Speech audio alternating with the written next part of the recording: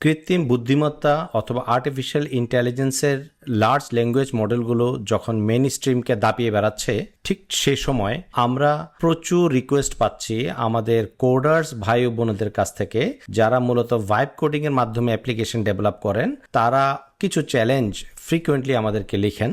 এর মধ্যে অনেক পরিচিত সমস্যাগুলো হলো, যখন একটি অ্যাপ্লিকেশন তারা ডেভেলপ করছেন, একটি সময় পরে সেটি আর ম্যানেজেবল থাকছে না, অথবা কখনো কখনো এমন কিছু আউটপুট জেনারেট করছে যা অনেক ক্ষেত্রে অপ্রত্যাশিত। কখনো কখনো খুব ভালো রেজাল্ট পাচ্ছি এবং কখনো কখনো রেজাল্টগুলো অত্যন্ত অপ্রত্যাশিত হয়ে ওঠে। তো এই প্রজেক্ট একটি লেভেল পরে আমরা যদি গুছিয়ে না করতে পারি, ভাইব কোডিং প্ল্যাটফর্মে একটি বড় সুবিধা কিংবা অসুবিধা দুটিই রয়েছে। যদি আমরা আমাদের অ্যাপ্লিকেশনকে শুরু থেকে একটি সুবিন্যস্ত এবং সুশৃঙ্খল ফ্রেমওয়ার্কের মাধ্যমে আমরা যদি সেটিকে গুছিয়ে না করতে পারি, তখন একটি সময়ের পরে অথবা প্রোডাকশনের আগে আপনার সমস্ত অ্যাপ্লিকেশনটি অনেক বেশি আনম্যানেজেবল হয়ে পড়বে এবং তখন বাগ প্রডিউস করা অথবা এমন কিছু সিকিউরিটি ভালনারেবিলিটিস ধরা পড়ে যেই বিষয়গুলো সমাধান করা অনেক বেশি চ্যালেঞ্জিং হয়ে ওঠে। সুতরাং আজকের ভিডিওতে আমরা দেখানোর চেষ্টা করব ভাইব কোডিং নিয়ে স্ট্রাগল করা ভাই বোনদের জন্য কিছু টিপস, যা আগে থেকে যদি আমরা সুবিন্যস্ত এবং সুশৃঙ্খলভাবে করতে পারি, তখন আমাদের অ্যাপ্লিকেশনটি অত্যন্ত পারদর্শী এবং খুবই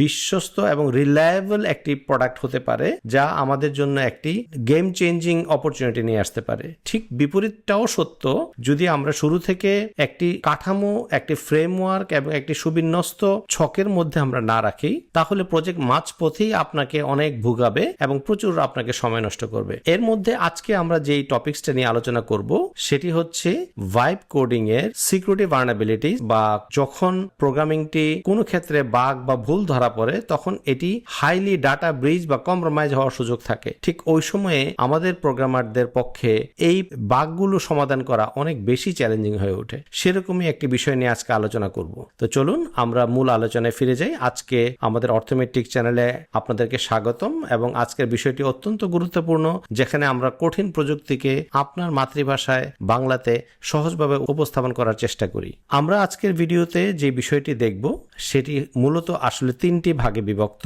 প্রথমটি হচ্ছে আমাদের ভাইব কোডিং এর একটি হিডেন ডিপেন্ডেন্সি প্রবলেম, আমরা সেটি বুঝার এবং ব্যাখ্যা করার চেষ্টা করব। দ্বিতীয়টি হচ্ছে আমাদের লক ভার্সনটাকে সমস্ত কম্পিউটারে যাতে এক থাকে, যাতে ভার্সন চেঞ্জিং এর মাধ্যমে অপ্রত্যাশিত কোনো রেজাল্ট ডেলিভার না করে। আর তৃতীয়ত, প্রতি মাসে একটি সিকিউরিটি চেক, যেটি 10 থেকে ঠিক 15 মিনিট সময় লাগবে, এই সিকিউরিটি চেকের প্র্যাকটিস গুলো আমরা দেখার চেষ্টা করব। ফাইনালি আমরা বোঝার চেষ্টা করব কিভাবে একটি ভাইব কোডের ইকোসিস্টেম সুবিন্যস্ত এবং সুশৃঙ্খল ফ্রেমওয়ার্কের মাধ্যমে কাজ করা যায়। চলুন আমরা ভাইব কোডিং এর মূল যে বিষয় আমাদের তথ্য এবং গবেষণায় যেটা উঠে এসেছে তা হলো, একটি ভাইব কোডিং অ্যাপ্লিকেশনে সাধারণত অন ইন অ্যাভারেজ 847টি প্যাকেজের ডিপেন্ডেন্সি থাকে। ইয়েস, আই রিপিট, আমরা সাধারণত ডিপেন্ডেন্সি বলতে যেটা বুঝি যে এক্সটার্নাল অ্যাপ্লিকেশনকে তারা ব্যবহার করে বড় প্যাকেজ হিসাবে সাধারণত মোর এন্ড লেস 847 প্যাকেজকে তারা ব্যবহার করে, অথচ আমাদের কম্পিউটারে ইনস্টল করা থাকে 7 থেকে 8টা প্যাকেজ।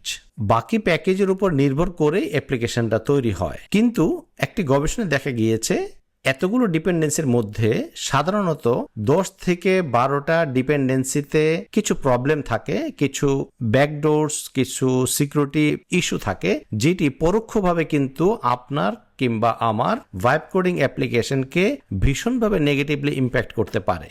যেমন আমরা যখন npm প্যাকেজ ইউজ করি, npm প্যাকেজ কিন্তু অনেকগুলো প্যাকেজের কম্বিনেশন, বা যারা Node.js আমরা কাজ করি অথবা যদি অন্যান্য প্ল্যাটফর্মে যারা কাজ করি, তাদের কিন্তু বেশ কিছু ডিপেন্ডেন্সি প্যাকেজের উপরে আমাদের অ্যাপ্লিকেশনটা চলে। অথচ সাধারণত আমাদের কম্পিউটারে 7 থেকে 8টা প্যাকেজ ইনস্টল করা থাকে, বাকি প্যাকেজগুলো কিন্তু বিভিন্ন ভার্সনের ডিপেন্ডেন্সি প্যাকেজ হিসেবে আমাদের অ্যাপ্লিকেশনটাকে সাপোর্ট করে। এই ক্ষেত্রে আমাদের কোডার্স ভাই ও বোনেরা যারা অ্যাপ্লিকেশনটা ডেভেলপ করেন, তারা কিন্তু মূলত ফোকাস করেন যিনি অ্যাপ্লিকেশনটা ডেভেলপ করছেন তার অ্যাপ্লিকেশনের backdoors, security issues and others.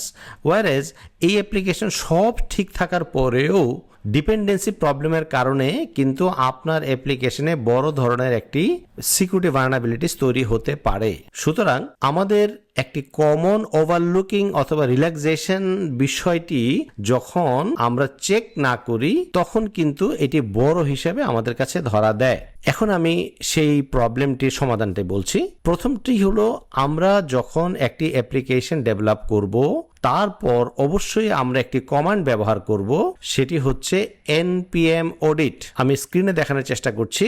যখন আমরা টার্মিনাল ওপেন করে আমাদের একটি কমান্ড দিব npm audit, অর্থাৎ আমরা বোঝাতে চেষ্টা করছি একটি অডিট প্রসেস যে আমাদের ডিপেন্ডেন্সি যেগুলো আছে 847টি ডিপেন্ডেন্সিকে স্ক্যান করবে এবং তার মধ্য থেকে যদি কোনো প্রবলেম পায় সেটাকে রিপোর্ট করবে এবং আমাদেরকে রিপোর্ট এবং গাইড করবে যে এই প্রবলেমগুলো রিপোর্টেড এবং এগুলো আমাদেরকে সলভ করতে হবে। কিন্তু এগুলো যদি আমি অ্যাপ্লিকেশন বিফোর ডেপ্লয়মেন্টের আগে যদি আমি ফিক্স না করতে পারি তাহলে ডেপ্লয়মেন্টের পরে এই বাগ এবং এই ভালনারেবিলিটিজ সলভ করা কিন্তু ওয়ে টু ডিফিকাল্ট।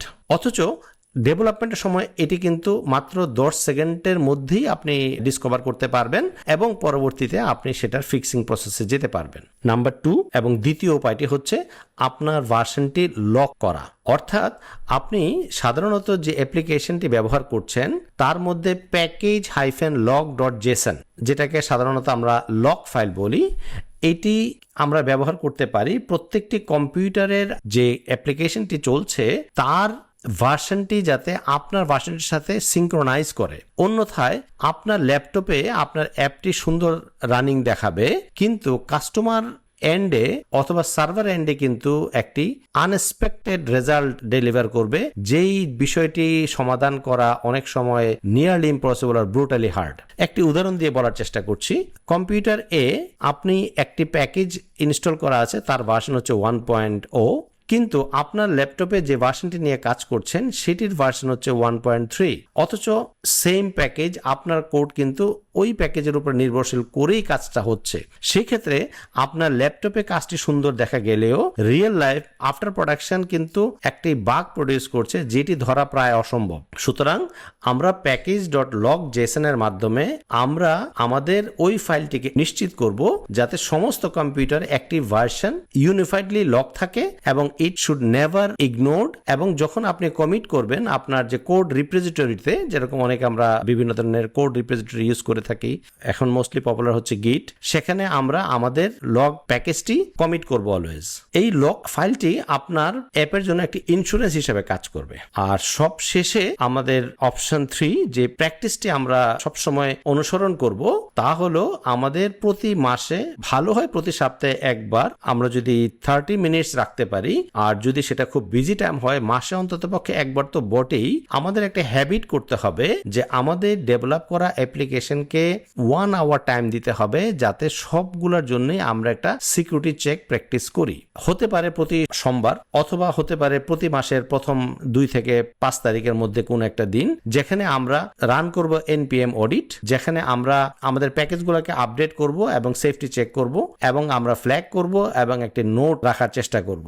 এই হ্যাবিটটি সাধারণত দেখা যায় যে আমাদের কোডার্স ভাই বোনদের মধ্যে হয়তো 1% আমি দেখেছি যারা npm auditটি ব্যবহার করেছেন, কিন্তু 99% মানুষই আমি দেখি নাই npm auditটি ব্যবহার করতে। হয়তো আপনি করেছেন কিনা ভেবে দেখবেন। আর সেকেন্ডলি হচ্ছে যে হ্যাবিটের কথা বললাম, প্রতি মানডেতে অথবা অ্যাটলিস্ট মাসে একবার আমাদের সিকিউরিটি ভালনারেবিলিটিসের একটি চেক হ্যাবিটস করতে হবে, সো দ্যাট আমাদের প্রোডাকশনের আগেই বা আমাদের অ্যাপ্লিকেশন সম্পর্কে হেডলাইন নিউজ হওয়ার আগেই অথবা কাস্টমারের ডাটা ব্রিজ হওয়ার আগেই যাতে আমরা এই বিষয়গুলো ধরতে পারি এবং খুব দ্রুত ফিক্স করতে পারি।